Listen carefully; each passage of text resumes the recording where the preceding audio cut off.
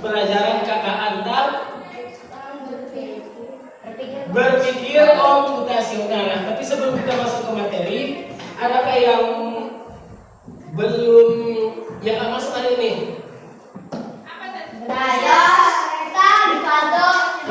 Kemana mereka? Nggak tahu Pak. Oke. Ada Jadi sebelumnya kita udah belajar tentang berpikir komputasional. Ada tahu apa berpikir komputasional itu? Kemarin. Berpikir seperti komputer, betul Maria. Jadi berpikir komputasional itu kita bagaimana caranya berpikir seperti komputer.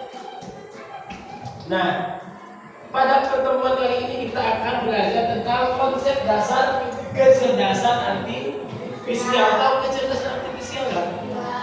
Nanti kita pelajari hari ini. Jadi kecerdasan artifisial itu atau disebut dengan KA. Kalau biasanya itu kalau bahas orang manggilnya itu AI atau AI. Konsep dasar kecerdasan artifisial. Yang pertama, definisi kecerdasan artifisial KA adalah apa? Teknologi yang membantu komputer belajar dari pengalaman dan melakukan tugas tanpa selalu diperintah oleh manusia secara langsung. Jadi KA itu teknologi yang membantu komputer belajar. Jadi ada mesin, itu mesin itu dikasih dengan teknologi KA, jadi dia bisa membuat perintah seperti manusia. KA adalah sistem komputer yang meniru kecerdasan manusia, baik dalam mengambil keputusan atau solusi. Jadi KA itu bekerja seperti manusia, dia bisa mengambil keputusan seperti manusia. Bagi coba lihat, kita lihat lagi.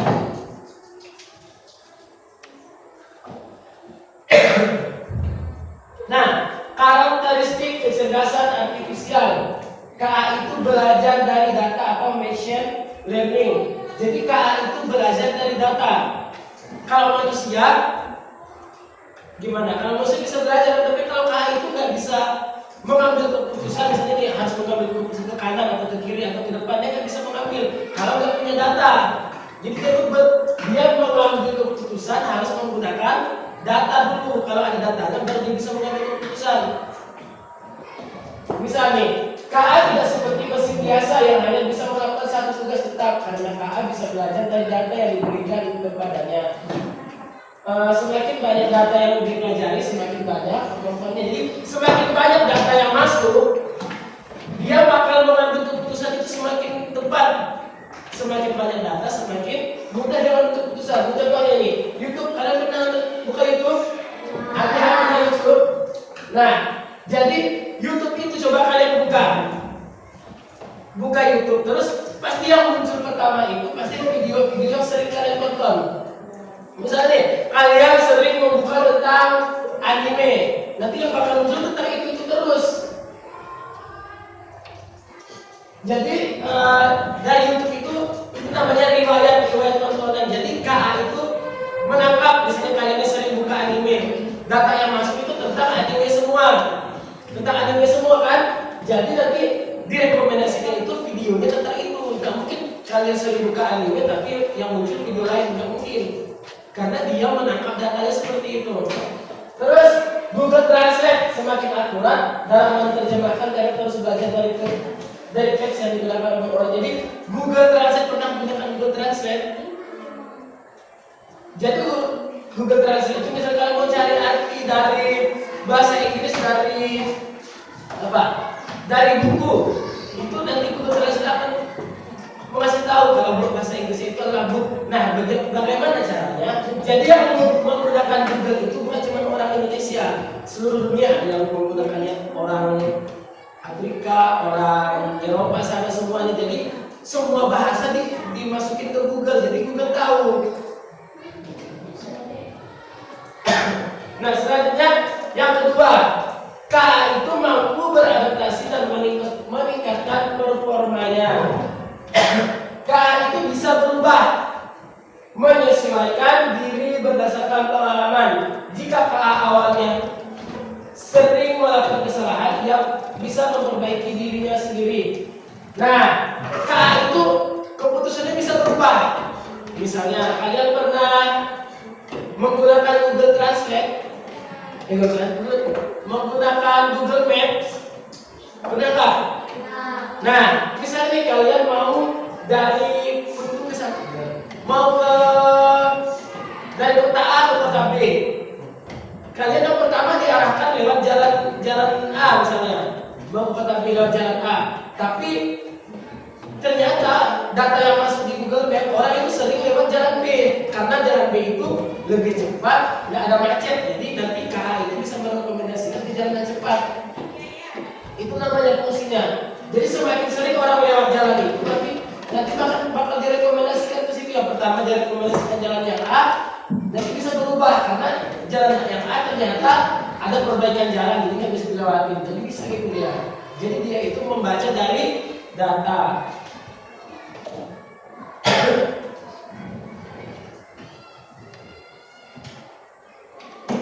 Selanjutnya,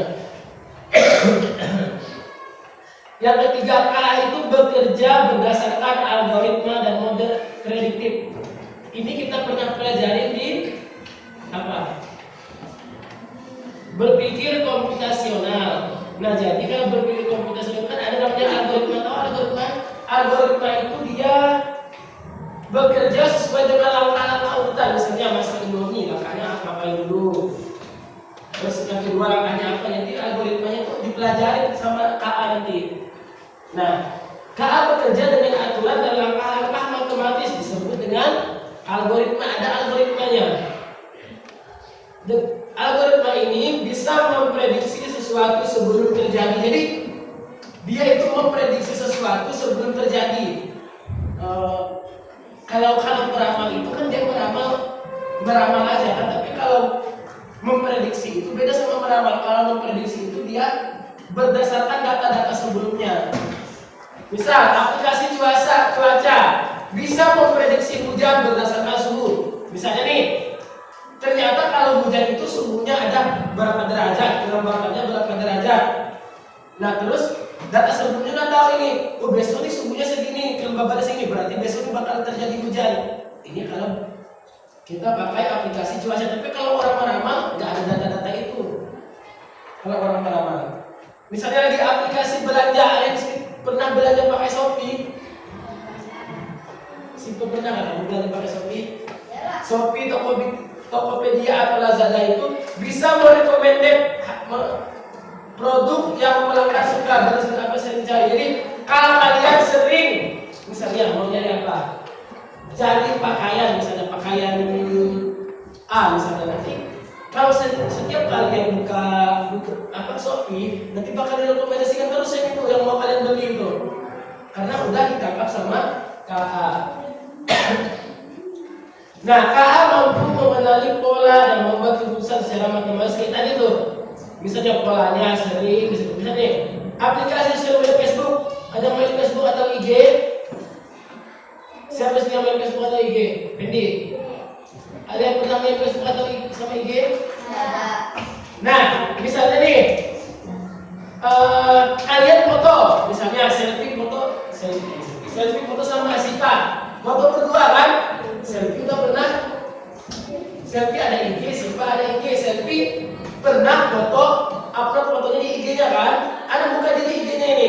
Terus Sipa foto mau di-upload, mau nge-tag, ternyata sama tulisan selfie kan? Karena itu udah terekam mukanya ini namanya si ini, mukanya ini udah terekam semua muka kalian. Namanya itu. Jadi kalau kalian foto sama teman kalian, mau kalian upload udah tahu, oh ini namanya si ini, langsung aja bisa di-tag itu.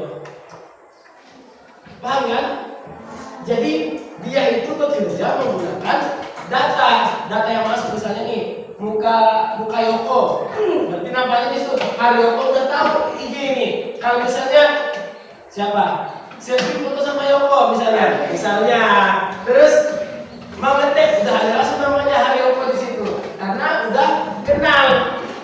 Itu namanya cara kerjanya KA.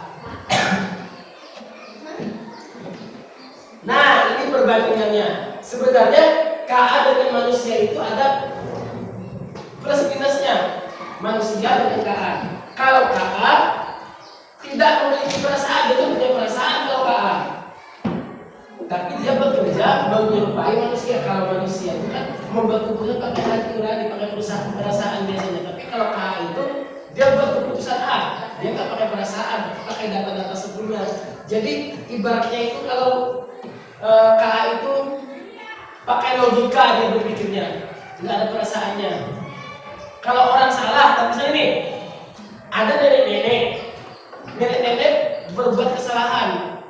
Nah, kalau menurut KA dia salah, bakal dihukum. Tapi kalau manusia bisa berpikir pakai perasaan, kesian udah nenek-nenek. Jadi sanksinya itu bisa diringankan. Itu kalau berpikir manusia ada perasaannya, tapi kalau KA enggak, karena dia teknologi. Terus belajar dari data dan program yang diberikannya. Sama tadi, kalau KA itu belajar dari data yang diberikan, misalnya orang sering lewat-lewat di situ dia belajar, berarti di situ jalannya lebih cepat.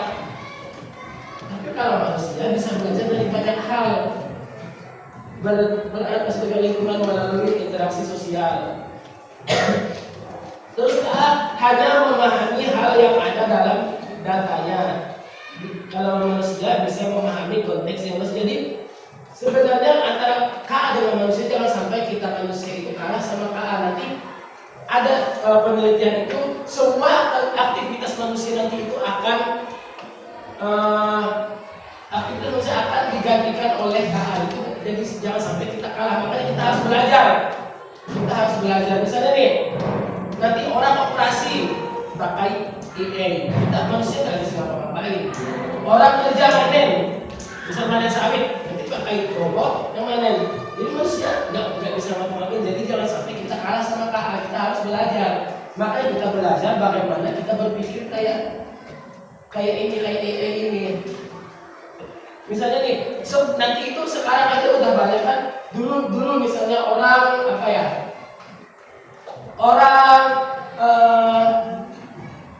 eksavator. Dulu misalnya mungkin orang membersihkan, bikin air itu manual masih. Tapi sekarang udah pakai eksavator. Nanti kemajuan zaman tenaga manusia itu nanti bakalan berkurang. Jadi persaingan pekerjaan juga makin susah. Nah, ini hanya bisa membuat keputusan berdasarkan angka dan pola. Tapi kalau manusia bisa membuat keputusan dengan pertimbangan emosi, nilai moral dan etika. Jadi punya perasaan. Nah, sekarang itu ada namanya mesin cerdas dengan mesin non cerdas. Jadi ada mesin yang cerdas dengan non cerdas. Tahu mesin kan? Tahu. Kipas angin mesin. Apa lagi? Ini mesin. Tapi ada mesin yang cerdas. Kalau mesin cerdas dia pakai teknologi KA. Tapi mesin yang nggak cerdas dia nggak pakai teknologi KA. Misalnya cerdas, yang nggak cerdas dulu. Kipas angin, cerdas nggak dia? Nggak cerdas dia, karena nggak ada teknologi KA. Kalau kita klik 1, kecepatannya 1. Kalau klik 2, kecepatannya 2. Kalau klik ketiga, kecepatan 3. Tapi kalau yang cerdas misalnya ada kipas angin punya teknologi KA ada cerdas. Oh, ruangannya ini panas, tiba-tiba dia kencang. Terus kalau ruangannya ini dingin, berarti lebih pelan kipasnya. Dia pandai. Nah, kalau ada teknologi KA, tapi kalau nggak punya teknologi KA nggak bisa gitu. Jadi dia bisa menyesuaikan kalau teknologi KA. Terus bisa mengambil keputusan sendiri kalau masih cerdas. Misalnya remote TV. TV itu cerdas atau enggak? Enggak cerdas. Kita klik TV nomor 1, bukan nomor 1 TV-nya. TV nomor 2, bukan nomor 2. Tapi kalau yang cerdas misalnya kalau kayak smart TV, langsung ada rekomendasi. Misalnya kita sering nonton kartun A, bakal muncul nanti dia pakai kartun A kayak di YouTube gitu. Itu cerdas, dia bisa ngasih tahu kita harus nonton ini, harus nonton itu gitu. Sesuai dengan data sebelumnya. Bahan mesin cerdas itu menggunakan teknologi KA ini. Contoh mesin cerdas, asisten virtual seperti Google Assistant atau Siri, tahu kan?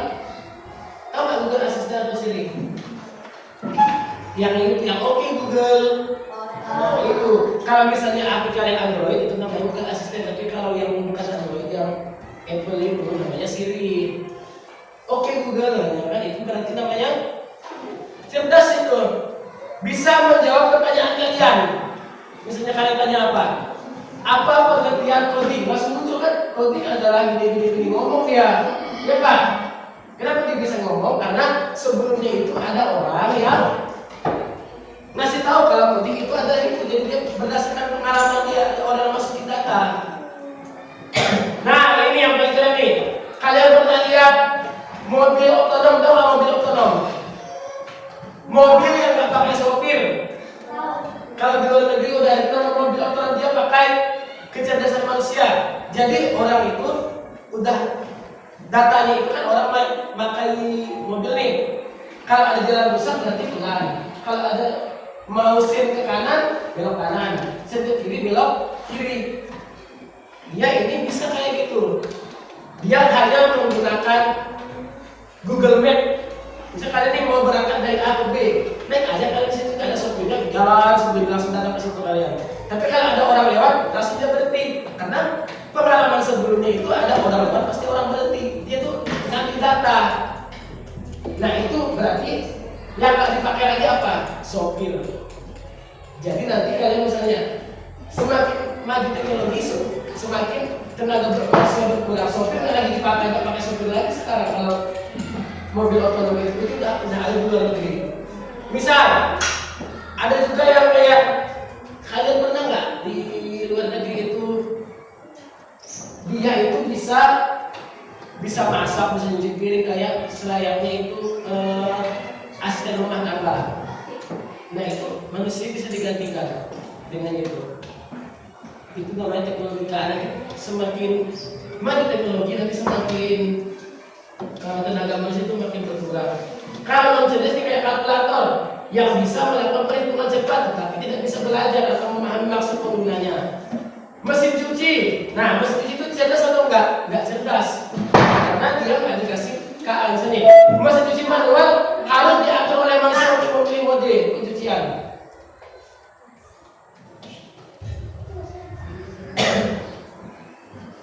Misalnya kalau misalnya mesin cuci itu cerdas, pakaiannya misalnya banyak, lebih cepat, airnya lebih banyak dimasukin, kan bisa kalau masih cerdasnya. Nah, ini cara kerjanya KA, baru cara kerjanya KA. Cara kerjanya kecerdasan artifisial itu nggak akan dibaca kerjanya. Yang pertama itu yang tadi data, masukkan proses keluaran data, pelatihan model, prediksi outputnya. Misal cara kerja KA ya. Jadi masukin data dulu, diproses baru output. Bisa kalian masukin data Google Translate, mau masukin datanya arti dari buku, nanti diproses baru masukin keputusan buku adalah ini, itu namanya. Pokoknya caranya itu dimasukin data dulu, diproses baru dapat hasilnya itu berupa keputusan. Nah kayak gini nih misal nih, sebenarnya kalau mau mudah itu kita pakai namanya ada aplikasi kayak Ocean, cuman kita nggak ada sinyalnya, jadi kayak gini dia. Kalau Ocean itu nanti kita bisa masukin data ke kiri ke kanan gitu, jadinya akan bakal jalan sendiri juga sendiri. Hal ini gimana caranya kunci makan wortel? Kita masukin datanya gimana? Ke kanan sekali, bisa ke kanan 2 kali, ke kanan, ke bawah, ke bawah, ke bawah, ke kanan dapat wortel. Terus bisa dengan cara lain, misalnya terus kita masukin data, ada namanya aplikasinya, jadi kita masukin data semua, kita mainkan, masukin dari wortel, karena udah sering orang lewat situ tahu dia caranya dia nanti. Nah jadi kayak gini, dia bisa jalan ke kanan, ke bawah, langsung ke kanan lagi dapat wortelnya. Di sini juga bisa. Ini jadi beberapa kemungkinan itu harus kita masukin biar nanti itu banyak caranya.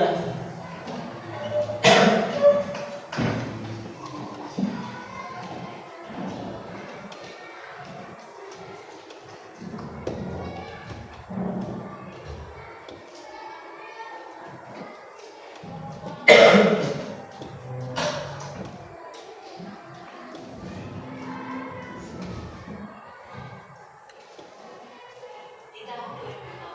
coba lihat. Ini cara kerjanya Kak, coba perhatikan semua ya. Oke.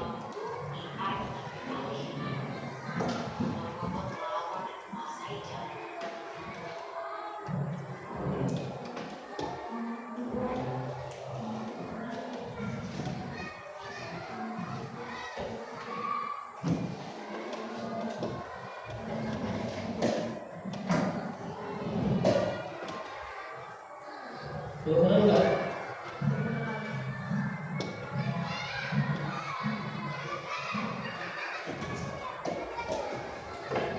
Ini coba lihat. Apa katanya? Kedengeran ya?